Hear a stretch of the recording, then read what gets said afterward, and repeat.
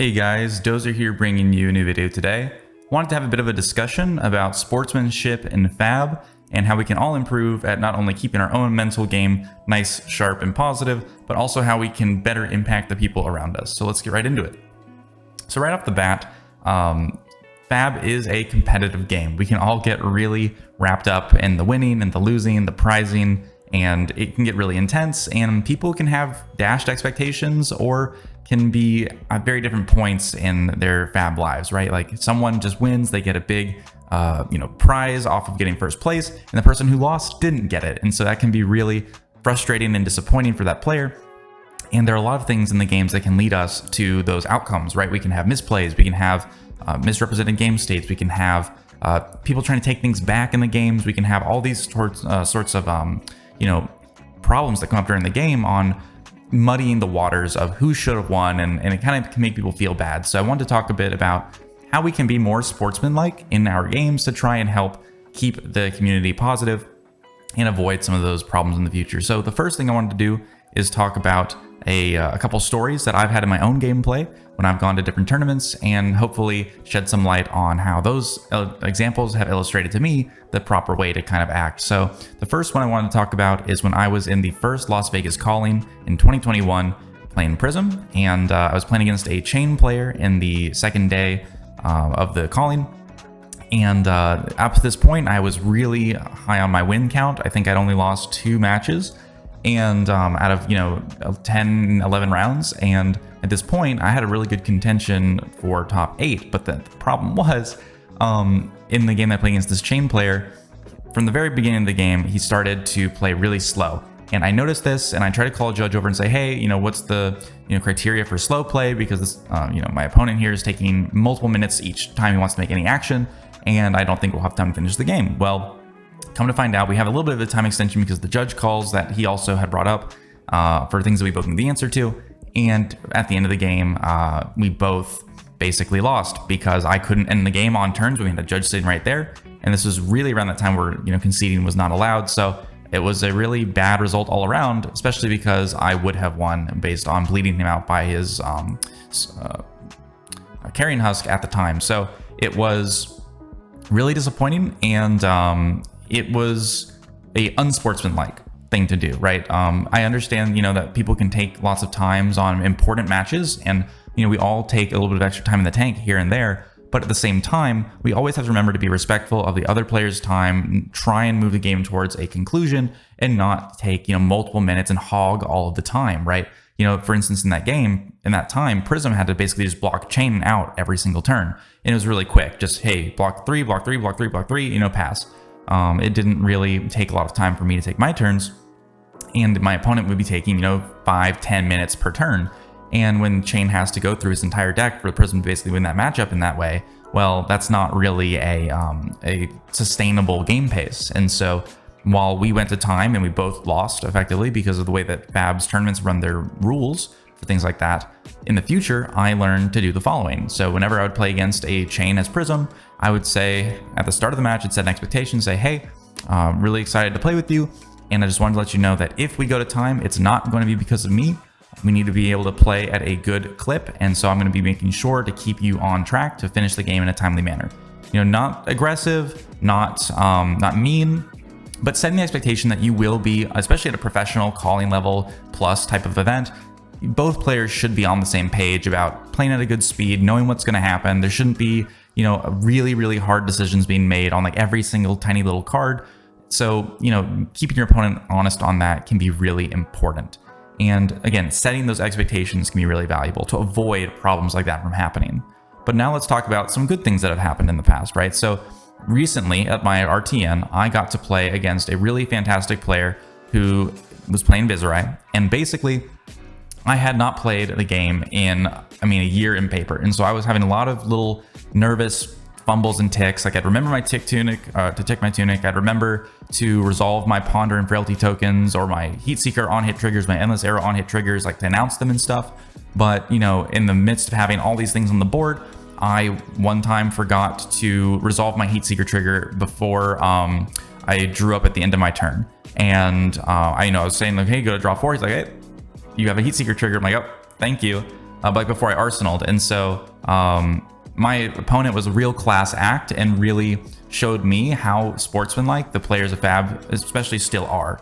You know, he could have made me hold true to that and let me go on ahead and miss my triggers for stuff like that, but he knew that I had made the right decisions, I was playing the deck, and that I was a little nervous, and he took it upon himself to play the game out as it should be, where we both are helping to maintain the game state, and he's not trying to get one over on me by taking advantage of me forgetting something that I obviously was just trying to resolve. And so doing things like that is what I want more people to do. I want more people to be able to extend that generosity and that goodwill and that good sportsmanship when we're playing these games, because again, at the end of the day, you want to be able to win by outplaying your opponent, by making better decisions, by being better prepared, and not by catching them on a technicality where, you know, they just forgot a tiny little thing in the moment where, you know, the game's not gone on past that point, right? We're not at a point in the game state where it can't be fixed, but it's a thing that, you know, you could just let go and get some advantage on. And again, I think that's just the wrong way to play. And so whenever I try to play, I also try to extend the same courtesy. When I was playing against my Phi opponent, for instance, at the very same RTN, in the finals, he missed a HP tracking bit. So he had hit me with an attack. I had subtracted life from my life total. He didn't from his. And so when we had a discrepancy, we had to try and figure out what it was. And I reminded him, hey, I took attack damage on that turn. It's by this amount. That's where you missed it. And so I took damage that he didn't have recorded. And I could have, you know, said, oh, well, I'll just default to the better one, because, you know, you could try and do that. But I think that's the wrong way to go. I think we want to, again, win by our own merits and not by getting one over on our opponents. And so trying to communicate clearly, trying to make sure that we are giving your opponent the benefit of the doubt and not punishing them for these very minor things is a sporting thing to do. Now, when you're at a pro level event, like a pro tour or a calling, nationals, or even worlds, that can be really hard to do because there's a lot on the line. And I understand that. And I think there is a degree of grace that can be given, but I think that comes down to how you communicate, not necessarily in how you maybe are a bit more relaxed on the resolution of things. So what would an example of that look like? Well, let's say I'm playing as Prism, right, against a opponent, and let's just say I'm playing Dromai. That's more relevant these days. So let's say I'm playing Dromai, and I've got a Kyloria and a Miragai on the board, and I declare an attack with Kyloria with Go Again after I've invoked it. It has Miragai's effect active, but maybe I don't announce that, right? Maybe I'm assuming that my opponent should just know that my first attack on that chain doesn't have Phantasm, right? Well, if my opponent blocks with just a Command and Conquer, and so they're letting the Kyloria go through without the Phantasm pop, and you're going to get the card draw, they're going to be without a popper, it's a really good situation for the Dromai, right? And if I don't say to them, hey, or like if I just say, oh, great, so Kyloria hits, and then they say, wait, what? I thought it had Phantasm. And they're like, no, you know, it doesn't have Phantasm. Like, Miragai's on the board, but like you didn't announce that. That's kind of hiding information from your opponent. And so if you want to try and play with Miragai like that, I don't recommend that for one, but you should at least give them the opportunity to say, hey, are you sure those are your blocks? Give them a chance to notice what's going on. And if they don't, then, you know, that's on them. But at the same time, I try to communicate as best as possible when I play. I think a large part of that comes from watching Yu-Gi-Oh! As a kid and also playing with webcam a lot when I first got into Fab, because you don't have that in-person communication, then you really need to be able to communicate with your words as effectively as possible, make the board state very easy to read from a camera, right? And so I think being able to say, all right, Kyloria attacks for 4 with Go Again on hit draw, no Phantasm, right? That's the kind of clarity you want to be bringing to your games, because both players need to be doing everything they can to increase the clarity of the game state. You shouldn't be trying to hide information from your opponent. You're not trying to hold their hand. You're not trying to tell them everything that can happen, but you need to be able to display everything properly, just like you would find on Talishard. You know, you would be able to say, hey, you know, this has Go Again. This is coming in for this damage. You know, you don't want to be hiding information for your opponent. So that's another big thing. Beyond that, we really want to just make sure that we're keeping positive mental, right? So when I played at the Calling Las Vegas, I lost my very first round of the tournament. I lost it to Olivia of all characters. And, you know, it was a bit of a high roll in some ways, right? They had all the random effects go in their favor, and they kind of caught me with my shields down, and I couldn't really stay alive and close out the game. And, you know, that could get to a lot of people, right? You're losing to a hero that you're not supposed to lose to, maybe, and you think, oh man, like, what's this gonna do for the rest of the day? But you can't think like that, right? It's in the past, it's done. You have to think about the next play, the next game, and move on, right? And try and play your best, try and tighten up, learn from your mistakes on maybe you didn't check a tunic trigger, maybe you forgot to pitch the right card in a situation. You know, maybe you played things in the wrong order because you were nervous, right? You know, I still made those mistakes even at my RTN recently. And, you know, you don't ask for takebacks or anything like that. You just take your bad beats and say, okay, that was my fault, my mistake. I'm just going to fix it for next time.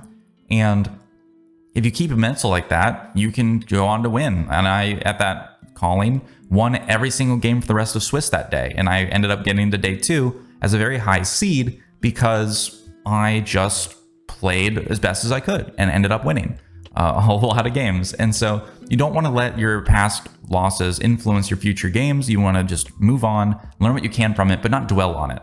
And that can be really hard, but it is something we really need to exercise and work on, because staying positive inside your own head projects outwards as well. You don't want to be the player who's, you know, throwing their cards down on the table and being all pissy because you had some bad luck or bad misplay earlier in the day, and now you're making your opponent's experience worse and creating this negative atmosphere, right? That's not good for anybody involved, and it's not going to help yourself recover from the bad attitude either. So really endeavoring to say, hey, move on from that, think positively, next game is the next game, enjoy it, exporting, you know, all these things really add up on each other to help make not only your opponent's experience better, but yours as well. Because think about it, right? If your opponent is treating you like all flippantly and throwing their cards down the table and constantly, you know, whining and moaning about how, oh, you know, I shouldn't have done that, oh, you got so lucky with this, like, your opponent's not going to have fun playing against that, and they're not going to treat you as well as you'd want to be treated. So just because, you know, you're extending that negativity to them. So,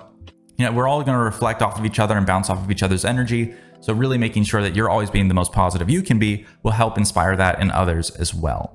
And so with everybody doing their RTNs right now, trying to get their invites and hopefully going to nationals and all these callings and battle hardens over the summer, please try and remember that we're all in this together to have fun playing a great card game. Flesh and Blood is about playing with the flesh and blood and enjoying great games. And so don't try and get too hung up on the winning and the losing. Try and focus on learning something from every single matchup, knowing that it's a card game. There's going to be variance. You're going to lose some games that you maybe shouldn't have lost based on draws. And there's some games where you're going to make a misplay and your opponent's going to say, hey man, you made a misplay. You got to stick to it. And you have to say, okay, yeah, fair enough. And not get mad at them for keeping you honest to a mistake that you made, right? So hopefully this was a good discussion. If you have any thoughts as well, any stories about sportsmanlike conduct that you've seen in the community, let's keep it positive, right? We don't really, I mean, unsportsmanlike things, you know, could be a good example to teach people about, but let's try and keep it positive in the comments and talk about maybe some really good interactions that you've had in the competitive scene in Fab. And in the meantime, let's wait for some more Prism news, and I'll see you guys in the next video. Peace.